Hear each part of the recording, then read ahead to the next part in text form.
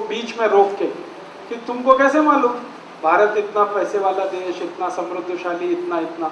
तब वो कहता है कि हमारी जो ईस्ट इंडिया कंपनी भारत में गई है उसके अधिकारियों ने सर्वेक्षण किए हैं, ऐसे सर्वेक्षण की कुछ रिपोर्ट्स मेरे पास हैं जो मैं आपको बताना चाहता हूँ। तो प्राइम मिनिस्टर ने कहा बताओ। तो एक सर्वे की रिपोर्ट वो कोट कर रहा है और कह रहा है कि भारत का सारी दुनिया में 33% निर्यात हो रहा है। इसको फिर से सुनिए, सारी दुनिया में भारत का निर्यात 33% हो रहा है, माने वर्ल्ड का टोटल मार्केट में 33% कंट्रीब्यूशन भारत का है। दुनिया में अगर 100 अरब डॉलर का माल बिक रहा है तो 33 अरब डॉलर का माल भारत का बिक रहा है। फिर वो कहता है भारत के बाद जो दूसरे नंबर पर हाईएस्ट एक्सपोर्टिंग कंट्री है वो चीन है, जिसका 27% माल दुनिया में बिक रहा है। और भारत और चीन दोनों को मिला दिया जाए तो आधे से ज्यादा माल तो ये दो ही देशों का बिक रहा है पूरी दुनिया में। तो वो कोट कर रहा है सर्वे की रिपोर्ट को।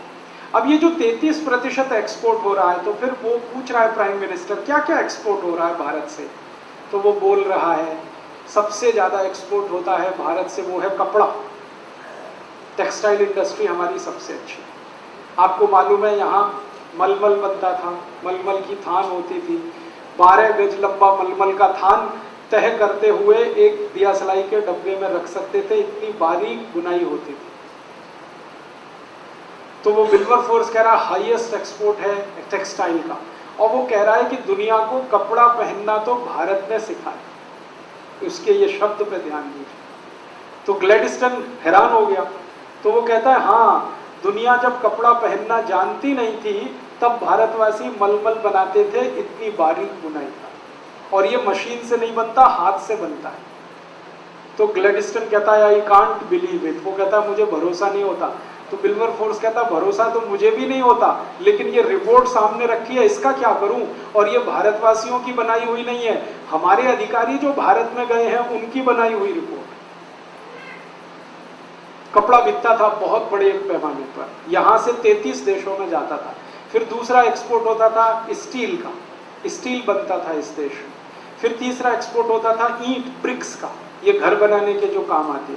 चौथा एक्सपोर्ट था हमारे देश में, आजकल हम सीमेंट बोलते हैं, पहले जमाने में चूना हुआ करता था, चूना बहुत बड़ा एक्सपोर्ट था। ऐसे 36 एक्सपोर्ट। और वो बोलता है विल्बरफोर्स कि दुनिया के सारे देश भारत के लिए परेशान है कि उनको ये माल चाहिए, और भारत की मोनोपोली है, कोई उसका कॉम्पिटिटर नहीं है, क्योंकि बेस्ट क्वालिटी ये सामान बनता है। अब ग्लैडस्टन पूछ रहा है तो फिर भारत सोने की चिड़िया कैसे हो गया। तो वो बताता है कि ये जो बिक रहा है सारा माल, इसके बदले में भारत को सोना मिलता है। हम कपड़ा बेचते हैं और हमको सोना मिलता है, हम लोहा बेचते हैं हमको सोना मिलता है, हम ईंट बेचते हैं हमको सोना मिलता है। क्यों? क्योंकि उस जमाने में करेंसी नहीं थी, सोना ही था, चांदी ही थी, हीरे जवाहरात थे। और आप जानते हैं बार्टर सिस्टम था, बार्टर सिस्टम में आप कुछ देंगे तब कोई दूसरा देगा।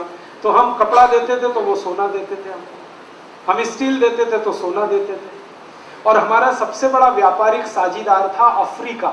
अफ्रीका में सबसे ज्यादा सोना होता है, आप जानते। तो अफ्रीका के व्यापारी हमसे ये खरीदते थे और बदले में हमको सोना मिलता, और ये 3000 साल चला। 3000 साल हमने सोना लाया कपड़ा बेच के, हमने सोना लाया लोहा बेच के। तो इतना सोना इकट्ठा हो गया इस देश में कि सारी दुनिया ने भारत को सोने की चिड़िया कहना शुरू किया। और सोना इतना हो गया हमारे पास कि हमने गहने और जेवरात तो सोने के बनाए ही, फिर जरूरत पड़ने पर मंदिर भी सोने के बना डाले। दुनिया में ये हजारों साल का एक ही देश है जहां सोने के मंदिर है। सोने की मस्जिद नहीं है, सोने का गिरजाघर नहीं, यहाँ सोने के मंदिर है। और आप कहेंगे एक मंदिर है अमृतसर का स्वर्ण मंदिर। मैंने अंग्रेजों के दस्तावेज ढूंढ ढूंढ कर निकाले तो भारत देश में अंग्रेजों के आने के पहले तक 11,000 से ज्यादा सोने के मंदिर। एक एक मंदिर के पास 300 से 400 मीट्रिक टन सोना, एक एक मंदिर के पास। मंदिरों में सोना कहां से आया? समाज ने दान में दिया। समाज के पास कहां से आया? तो व्यापार करके लाया। हमने लूटा नहीं किसी को। भारत का एक भी व्यापारी कभी किसी को लूटने नहीं गया। भारत का कोई राजा कभी दूसरे देश पर हमला करने नहीं गया। यहाँ बड़े बड़े चक्रवर्ती सम्राट हुए जिनका सारी दुनिया सम्मान करती थी। चंद्रगुप्त विक्रमादित्य को आप जानते हैं, हर्षवर्धन को आप जानते हैं, अशोक को आप जानते हैं। सारी दुनिया इनके चरणों में पड़ी रहती थी, लेकिन ये कभी दूसरे देश को लूटने नहीं गए तो धर्म प्रचार करने गए। हमने लूटा किसी को नहीं। फिर सोना कहां से आया? व्यापार करके कमाया हमने, और व्यापार में हम सबसे ऊपर थे, इसलिए इतना सोना है। तो वो सोना चांदी इतना जमा हो गया था इस देश में, इसलिए सारी दुनिया में सोने की चिड़िया नाम से भारत प्रसिद्ध हो, क्योंकि व्यापार बहुत ऊंचा था इस देश में। ये दस्तावेज पढ़ने के बाद मुझे पहली बार पता चला कि भारत उद्योग प्रधान देश था, सिर्फ कृषि प्रधान नहीं था। हमको ये बताया गया ना, भारत कृषि प्रधान देश।